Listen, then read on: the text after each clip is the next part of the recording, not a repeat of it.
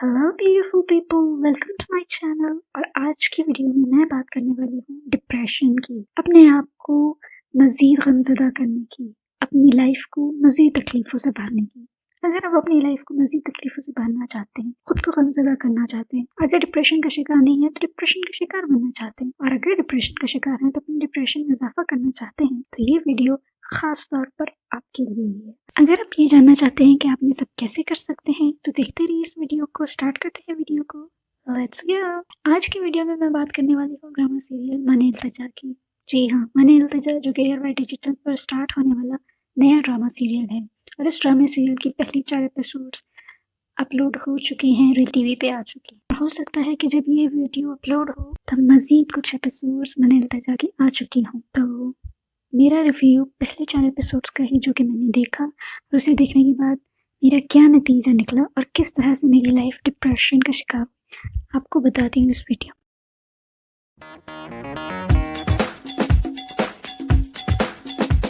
Drama serial money इल्तिजा ARY digital पर start होने वाला एक नया ड्रामा है। इसकी 4 एपिसोड्स अब तक रिलीज़ हो चुकी हैं, और जब ये वीडियो अपलोड होगी तो हो सकता है तब तक मज़ीद कुछ और वीडियो भी अपलोड हो चुकी हूँ और रिलीज़ हो चुकी हूँ। लेकिन मेरी वीडियो स्पेसिफिकली पहली 4 एपिसोड्स के बारे में है। इस ड्रामा का राइटर जो है वो है जाहिद खान और मेमुना अजीज़। इसे डायरेक्ट किया है साकिब जफ़र खान ने, जबकि ये प्रोडक्शन है बिग बैंग एंटरटेनमेंट प्रोडक्शन की। इसकी कास्ट की अगर हम बात करें तो इसमें बहुत सारे नाम हैं, जैसे कि कंवर नफीस, अमारा चौधरी, ज़ैनब राजा, महविश कुरैशी, सजीर उदन, ईमान जैदी और ताकी अहमद। ड्रामे की प्लॉट की अगर हम बात करें तो ड्रामा जो है उसकी जो मेन कैरेक्टर है हादिया, जो कि एक मैरिड लड़की है और उसके हस्बैंड है अनायत, और इन दोनों की लव मैरिज होती है।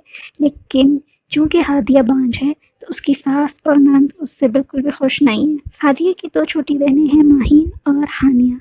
माहीन की एंगेजमेंट मुइज़ नामी एक शख्स से हुई है, जो कि उसकी फैमिली में से है, और माहीन और मुइज़ दोनों ही अपनी एंगेजमेंट से खुश नहीं हैं। और ये एंगेजमेंट असल में उनके बड़ों ने अपने मरने से पहले किया था, और इसी वजह से ये 2 फैमिलीज़ जो हैं इस एंगेजमेंट को जारी रखना चाहते हैं, लेकिन माहीन और मुइज़ इसको जारी रखना नहीं चाहते। तो इस तरह से 2 स्टोरी लाइन्स चल रही हैं। पहली स्टोरी में हादिया की प्रॉब्लम्स हैं अपनी सास और नंदों के साथ, जबकि दूसरी में माहीन और मुइज़ की एंगेजमेंट है जो वो रखना नहीं चाहते, लेकिन उन्हें किसी माशरे की वजह से और बड़ों की जिद की वजह से रखना पड़ रही है। तो ये है बेसिक स्टोरी और बेसिक प्लॉट इस ड्रामे का। चलिए बात करते हैं इस ड्रामे में मौजूद प्रॉब्लम्स के बारे में, जो कि मुझे नजर आए। वो प्रॉब्लम्स नहीं जो कैरेक्टर्स को फेस करनी पड़ रहे हैं, बल्कि वो प्रॉब्लम्स जिस ड्रामा को देखते हुए एज अ व्यूअर्स हम देखते हैं। ड्रामे की कहानी जानने के बाद अब आप सोच रहे होंगे कि इसमें ऐसा क्या है जिसने मुझे इस पे वीडियो बनाने पे मजबूर कर दिया है। तो इस ड्रामे में बहुत सारी प्रॉब्लम्स मुझे नज़र आई हैं, जो मैं एक एक करके आपको बताऊंगी, और आप ज़रूर कमेंट्स में बताइएगा कि आप इन पॉइंट्स से एग्री करते हैं, मुत्तफिक हैं या नहीं। तो नंबर 1 प्रॉब्लम जो है वो ये है कि इसका प्लॉट बहुत टिपिकल है। सास बहू की दुश्मनी और बेटी में की दूसरी शादी कराने की ख्वाहिश, बेटे और बहू में लड़ाई करवाना, जो कि कोई नया टॉपिक नहीं। इस टॉपिक पे हज़ारों ड्रामे बन चुके हैं, और हम as a viewer, as a नाज़रीन, इस तरह के ड्रामे देख देख कर बोर हो चुके हैं, शदीद बोर हो गए हैं। और इस तरह के ड्रामे देख कर दिल में सिर्फ यही ख्याल आता है कि कब इस किस्म के ड्रामे बनना बंद होंगे। दूसरा जो सबसे बड़ा प्रॉब्लम है इस ड्रामे का, कि इसकी प्रेजेंटेशन, ड्रामे की जो प्रेजेंटेशन है, जो सीन्स हैं, जो डायरेक्शन है, उसमें मुझे कुछ ख़ास बात नज़र नहीं आई।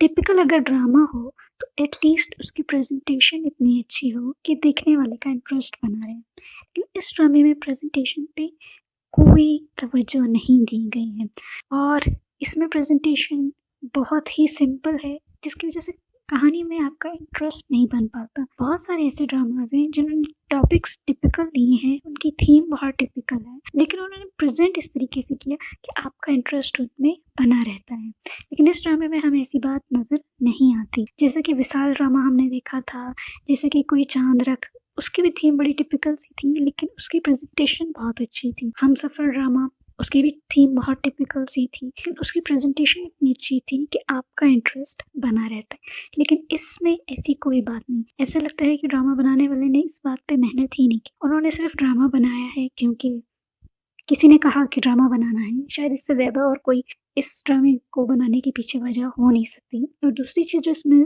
बहुत ज़्यादा टेरेबल है वो है एक्टिंग। एक्टिंग नज़र नहीं आती, ऐसा लगता है कि ड्रामा के जो एक्टर्स हैं वो भी ज़्यादा दिलचस्पी नहीं ले रहे ड्रामा में, और एक्टिंग इतनी टेरेबल है कि आपका भी दिल नहीं करता, आपको अपनी इमोशंस नज़र नहीं आते। इमोशनल ड्रामा में जब तक व्यूअर्स इमोशनल नहीं होते, उनकी अटैचमेंट नहीं होती, वो अपने आप को उस सीन में, उस कैरेक्टर में और उस स्टोरी में नहीं देख पाते। लेकिन इस ड्रामा में एक्टिंग इतनी बुरी है, अक्सर जगहों पे तो मुझे ऐसा लग रहा है कि जैसे, बल्कि काफ़ी सारे एक्टर्स के जो है का गला ख़राब है, लेकिन उनसे ज़बरदस्ती एक्टिंग करवाई गई है, जैसा कि इस सीन में आप देख सकते हैं। इस सीन को देखने के बाद आप खुद ही अंदाज़ा लगाएं कि एक्टिंग का मयार और एक्टिंग की लेवल क्या है इस ड्रामे में। कर रही हो? मुझे नहीं रहना यहाँ पर। बेकार की बातें मत कर। अम्मी कुछ गलत तो नहीं कह रही ना? ठीक ही तो कह रही है वो भी। जाओ तुम भी, मुझे किसी से बात नहीं करनी। तीसरी चीज़ जो मुझे इस ड्रामे की अजीब लगी, बल्कि बहुत ज़्यादा अजीब लगी, वो है बहुत ही इलॉजिकल कॉन्सेप्ट्स दिखाने की कोशिश की गई है। ठीक है, हमारे माशरे में एज अ गर्ल, एक लड़की के लिए बहुत ज़्यादा मुश्किलात होती हैं, आसानियाँ नहीं हैं, हम सब वो जानते हैं, लेकिन कुछ चीज़ें इनमें इस तरह की दिखाई गई हैं या पोर्ट्रे करने की कोशिश की गई हैं, आगे देखने वालों को दिखाने की कोशिश की गई है, जो कि गलत इंप्रेशन देता है और ड्रामा सोसाइटी पे उसका असर होता है। लेकिन ड्रामा बनाने वालों ने शायद, ये ड्रामा राइटर ने शायद उसकी तरफ ध्यान ही नहीं दिया। जैसा कि इसमें आप थ्रू आउट देखेंगे कि ख़ास तौर पे जो लड़की की माँ है, वो एक तो बहुत ही सैड कैरेक्टर है, दुखी आत्मा है, उसे कभी मुस्कुराते मैंने नहीं देखा इन 4 एपिसोड्स में। और दूसरी बात ये, सेम बात वो दोहराती आपको नज़र आएगी कि जिसे सुन के आपके कान पक गए। आप देखें ये सीन और खुद ही अंदाज़ा लगाएं कि इन सीन्स में ये क्या बात करती है। हमारे इस माशरे में तलाक याफ्ता या बांझ औरत की हैसियत हलाजत के उस ढेर की तरह होती है जिसे उसके अपने भी कबूल नहीं करते।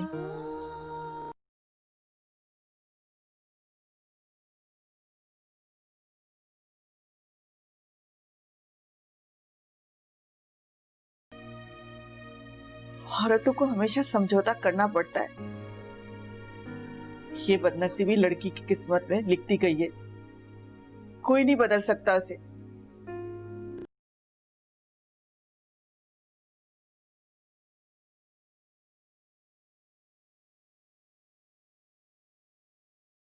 के लिए चुप हो जाओ, मुझे वहां में छोड़ रही है, मुझे वहां में। एक और बहुत अजीब चीज़ ये है कि पहले ही एपिसोड में जब लड़की अपनी माँ से शिकायत करती है, उसे बताती है कि उसकी सास उस पर तावीज़ वगैरह कर रही है, उसे तावीज़ें खिलाती है और पीर फकीरों के पास जाती है, तो उसकी माँ उसे बहुत अजीब सा मशवरा देती है और कहती है कि चूँकि वो उससे मोहब्बत करती है, इसीलिए वो ये सब कर रही है, और ये उनकी मोहब्बत दिखाने का अनोखा अंदाज है। यहाँ पे पॉइंट नोट करने वाला है कि अगर कोई शख्स कुछ गलत कर रहा हो, उस गलत काम को गलत ही समझना चाहिए, उसे सही का रूप नहीं देना चाहिए, क्योंकि इस तरह से मसाइल बढ़ते हैं, कम नहीं होते। ड्रामा के चौथे एपिसोड में एक और अजीब चीज़ मैंने नोट की कि वालिदैन के लिए ये बहुत अच्छा होता है कि उनकी बेटी उनसे बदसुन हो। यही एक तरीका है जिसके ज़रिए उसका घर खुशहाल रहेगा और वो खुशहाल रहेंगे। ये एक बहुत अजीब सा कॉन्सेप्ट है, आप देखें और खुद डिसाइड करें। ना हमसे बदजन होगी उतना ही उसके लिए बेहतर है। एक और चीज़ जो इस ड्रामे की बहुत अजीब है वो ये है कि इसमें आपको हर शख्स रोता हुआ नज़र आएगा, या एटलीस्ट उन्होंने रोने वाली शक्ल ज़रूर बनाई हुई है। कोई इस ड्रामे में खुश नज़र नहीं आता, हर एक तकलीफ़ में है, हर एक प्रॉब्लम में, और उनकी लाइफ में कोई भी आसानी या खुशी नहीं है। इस तरह के ड्रामों में जो इमोशनल ड्रामाज होते हैं या जो बहुत ही ज़्यादा ट्रेजेडी पे बेस्ड होते हैं, आमतौर पे उनमें एक आध फ़नी कैरेक्टर ज़रूर रखा जाता है, ताकि ड्रामे का जो डिप्रेशन है देखने वाले पे जो होता है या जो उसका असर है वो थोड़ा नॉर्मलाइज हो, लोगों को देखने में आसानी। लेकिन इस ड्रामे में ऐसा कुछ नहीं, इसको देखते हुए आपके चेहरे पे मुस्कुराहट आ ही नहीं सकती, आपको सिर्फ और सिर्फ अपनी ज़िंदगी से नफ़रत होगी। और अगर आप ये चाहते हैं तो ये ड्रामा ज़रूर देखें। जब फ़नी चीज़ों की बात हो ही रही है, एक चीज़ मैंने इसमें बड़ी फ़नी पाई है, और जो है तो फ़नी नहीं, ड्रामा बनाने वालों ने उसे मज़ाहिया अंदाज में प्रेजेंट करने की कोशिश नहीं की, लेकिन मुझे अजीब लगी ये कि इस ड्रामा में अक्सर लोग पहले एक बात कहते हैं और चंद ही लम्हों बाद, चंद ही सीन्स के बाद उसी बात के बिल्कुल बरअक्स या तो बात कहते हैं या काम करते हैं। जैसा कि लड़की का शौहर सबसे पहले ये कहता है, चलोगे?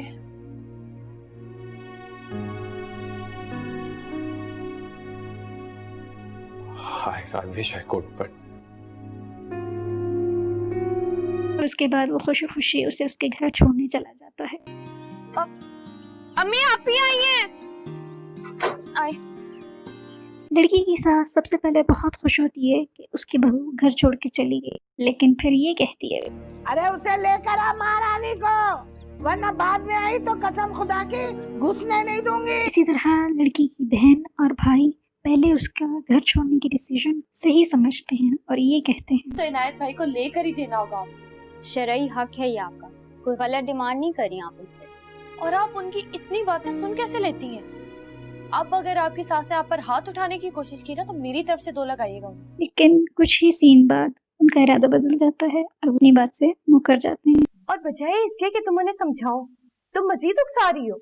इस तरह से बदलते हुए उनके व्यूज और उनकी राय बार बार मुझे ज़रा कंफ्यूज कर रही थी कि असल में वो क्या चाहते हैं।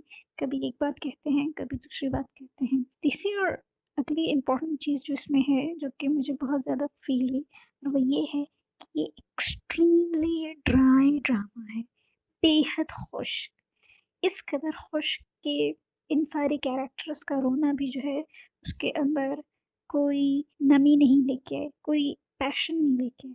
इसको देखकर आपको ना तो पैशन फील होता है, ना आपको इमोशंस फील होते हैं, ना ही कैरेक्टर्स के लिए आपको कोई दुख महसूस होता है, ना ही कोई खुशी महसूस होती है। इंतहाई दर्जे का खुश्क ड्रामा है, कराची की खुश्की से भी ज़्यादा खुश्क है, और पूरे मुल्क में जहाँ जहाँ खुश्की पड़ती है वहाँ से भी बहुत ज़्यादा खुश्क ड्रामा है। और सबसे आखिरी चीज़ इसकी जो है, इसे देखने के बाद आपको डिप्रेशन खामखा फील हो, आपको अपनी लाइफ से नफरत हो जाएगी, आपको लगेगा कि दुनिया में कुछ अच्छा हो ही नहीं सकता, और सबसे ज़्यादा आपके सर में दर्द शुरू हो जाएगा और आप इसे बिल्कुल भी इंजॉय नहीं करेंगे।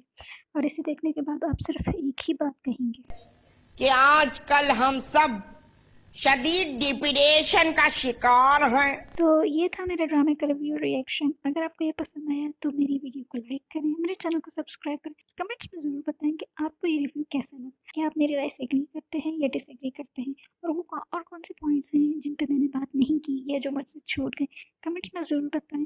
इंशाल्लाह मिलते हैं अगली वीडियो में, तब तक के लिए अल्लाह हाफ़िज़ एंड बाय।